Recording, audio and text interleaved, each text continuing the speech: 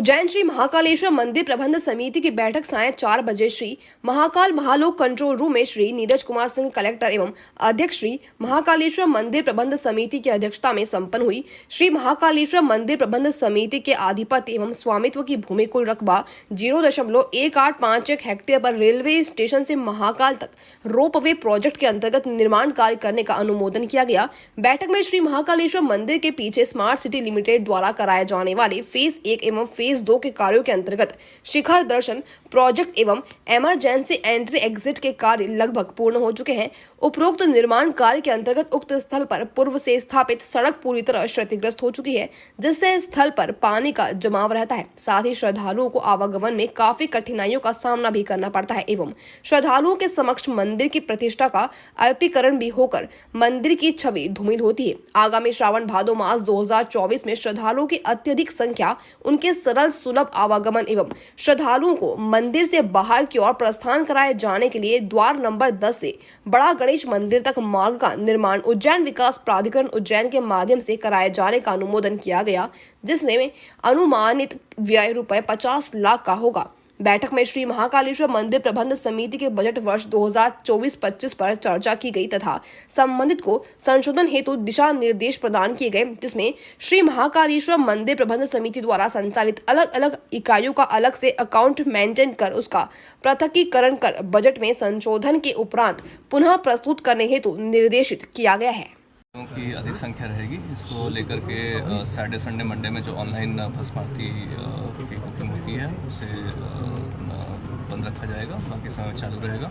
इसके अलावा यहाँ पर सुलभ दर्शन सुनिश्चित करने के लिए जो सभा मंडप होता है उसमें पिछले साल जैसी व्यवस्था थी 2 लेयर की, उस प्रकार की व्यवस्था की जाएगी। उसके लिए पासेस जारी किए जाएंगे और पासेस के अनुसार जो लोग उसमें उपस्थित हो सकेंगे। सवारी मार्ग पर सवारी जब चलती है तो फिर कई बार लोगों को भगवान के दर्शन करने में विलम्ब होता है, उन्हें समस्या आती है, तो इसके लिए जो है उसके पीछे एक गाड़ी में LED भी चलाई जाएगी जिसमें कि लाइव प्रसारण पूरी सवारी का होगा और लोग सुलभ दर्शन कर सकेंगे। सर, इस पर कई बार समस्या ये आएगी, जैसे पालकी चलती है उसके बाद फिर हाथी जी आ जाते हैं, तो फिर हाथी के पीछे क्या वो LED चलेगी कि उसके? यस, जो ट्रेडिशनल व्यवस्था है उस ट्रेडिशनल व्यवस्था को कायम करते हुए जहाँ पर जो है पालकी का पूरा हिस्सा खत्म होता है या हाथी जहाँ तक चलते हैं उसके पश्चात फिर उसको रखा जाएगा। सर, क्या भस्मारती व्यवस्था रहेगी इस पूरे? भस्मारती में जैसे मैंने बताया कि जो है सैटरडे संडे मंडे को जो ऑनलाइन बुकिंग्स हैं वो स्थगित रहेंगी और शेष व्यवस्था जो प्रति वर्षानुसार होती है वो रहेगी।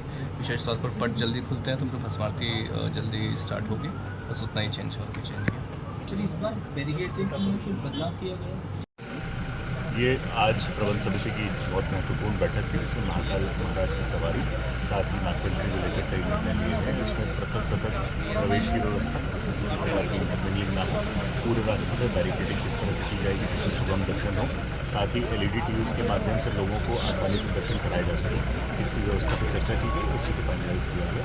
पूरे सवारी मार्ग को कई सेक्टरों में बांटा जा रहा है जिसके करीब 2200 से ज़्यादा पुलिसकर्मी रहेंगे। पिछली घटनाओं को देखते हुए high rise building, drone, CCTV को कैमरों की संख्या में हम लोगों ने वृद्धि की है।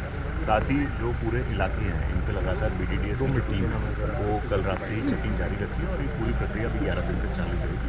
हमारा पूरा प्रयास है कि एकदम सुगम, सहज और आसानी से सभी के दर्शन हो और सवारी में किसी प्रकार का कोई व्यवस्था नुकसान नहीं। सर, सवारी में कई बार देखने को आता है कुछ लोग अभद्रता करते हैं, पुलिस से भी करती है और पुलिस भी करती है, तो उसके लिए क्या समझाइश दी जाएगी? हम लोगों ने अपने जो सभी पुलिसकर्मी हैं उनका भी एक ट्रेनिंग का रखा था, पहला चरण उसमें हो गया जिसमें सीनियर ऑफिसर्स को कुछ वीडियोस दिखाए गए थे।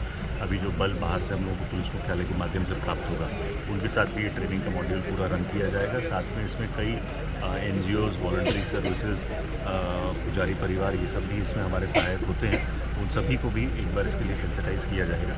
साथ ही हम लोगों ने कल अलग अलग सोशल मीडिया, रेडियो के माध्यम से एक अपील जारी की है कि जनता भी जो निर्धारित रूट है, क्योंकि इस बार हम लोगों ने प्रीपेड भी चालू कर दिया है, जो निर्धारित रूट है, जो निर्धारित व्यवस्थाएं उनका पालन करें।